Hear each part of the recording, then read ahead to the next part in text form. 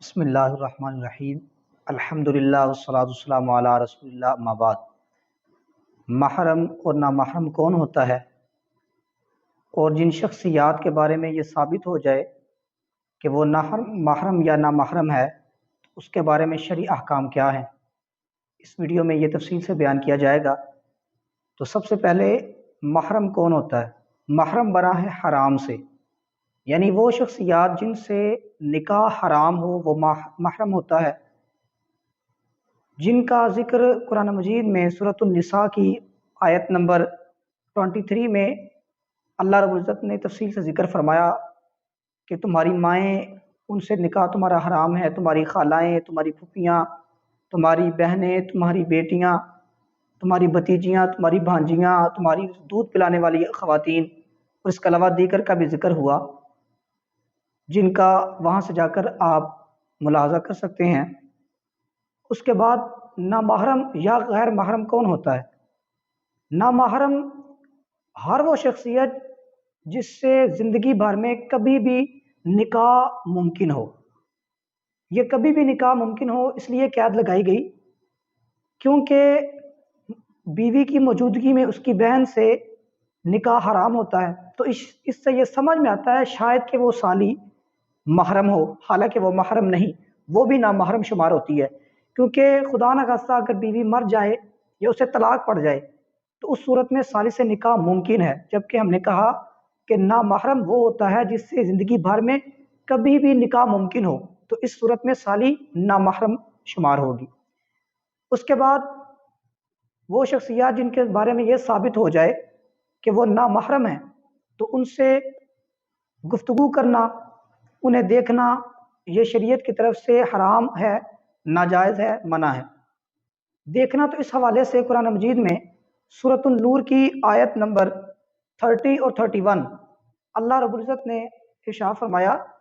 کہ مردوں کو چاہیے کہ وہ اپنی نگاہیں نیچی رکھیں، پست رکھیں، اور خواتین کو چاہیے کہ وہ باپردہ رہیں، پردہ کریں۔ اور حدیث پاک میں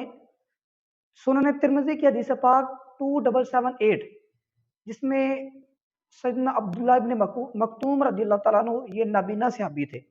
رسول اللہ صلی اللہ علیہ وسلم کی بارگاہ میں آئے۔ اس وقت رسول اللہ صلی اللہ علیہ وسلم کی ازواج بھی آپ کے پاس تھیں، آپ نے فرمایا کہ پردے کی اوٹ میں چلی جاؤ۔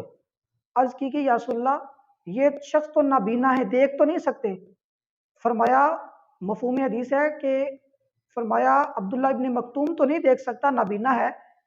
تم تو بینا ہو، دیکھ سکتی ہو، اس لیے تم پردے کی اوٹ میں چلے جاؤ۔ تو اس سے ثابت ہوا کہ نامحرم کو دیکھنا شریعت کی طرف سے منع حرام ہے، اور اگر شہوت کا دور دور تک امکان نہ ہو اور ضرورت بھی شامل ہو پھر شریعت نے گنجائش پیدا کی ہے۔ مثال کے طور پہ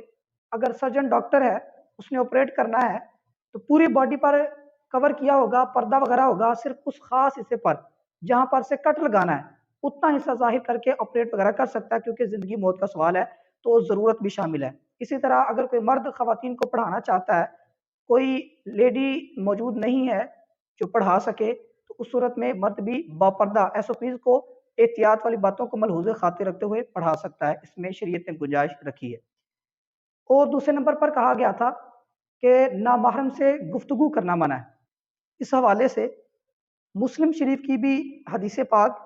جس میں رسول اللہ صلی اللہ علیہ وسلم نے زنا کی علامات گنوائی کہ زنا کون کون سی ہیں، جس میں ذکر ہوا کہ آنکھ کا بھی زنا ہے، زبان کا بھی زنا ہے، ہاتھوں کا بھی زنا ہے، پاؤں کا بھی زنا ہے، یعنی ان کے مراد کہ اگر بندہ فحش کسی نامحرم سے بولتا ہے، گفتگو کرتا ہے، فحش گوئی کرتا ہے، وہ زنا شمار ہوتا ہے۔ اسی طرح فرمایا کہ آنکھوں کا زنا، یعنی آنکھوں سے بھی اگر فحش چیزیں دیکھتا ہے نامحرم کے حوالے سے یا کسی حوالے سے تو وہ آنکھوں کا زنا شمار ہوتا ہے، اس کے حوالے سے اور دیگر جتنی بھی باتیں ہیں۔ اور اللہ پاک نے قرآن مجید میں فرمایا وَلَا تَقْرَبُوا الزِّنَا، زنا کرنا نہ کرنا بعد والی بات ہے، فرمایا زنا کے قریب ہی مت جاؤ، یعنی وہ چیزیں جو آپ کو زنا کی طرف لے جانے والی ہیں ان سے بھی باز رہیں۔ اور اس کی ساتھ ساتھ سنن نسائی شریف کی حدیث پاک 1211 جس میں رسول اللہ صلی اللہ علیہ وسلم آپ کا فرمان عزیز شان بھی ہے کہ اگر امام نماز پڑھا رہا ہو اور پیچھے مرد اور عورتیں دونوں ہوں، اگر امام بھول جائے تو مردوں کو چاہیے کہ وہ سبحان اللہ کہہ کے امام کو آگاہ کریں، غلطی کی. اور اگر خواتین میں سے کوئی آگاہ کرنا چاہے تو وہ بولے گی نہیں، گفتگو یعنی ان کی آواز بھی مردوں تک نہ جائے، بلکہ وہ ہاتھوں پر ہاتھ مار کے تصفیق کرے گی، یعنی تو تالی بجا کر امام کو آگاہ کرے گی. اس سے ثابت ہوا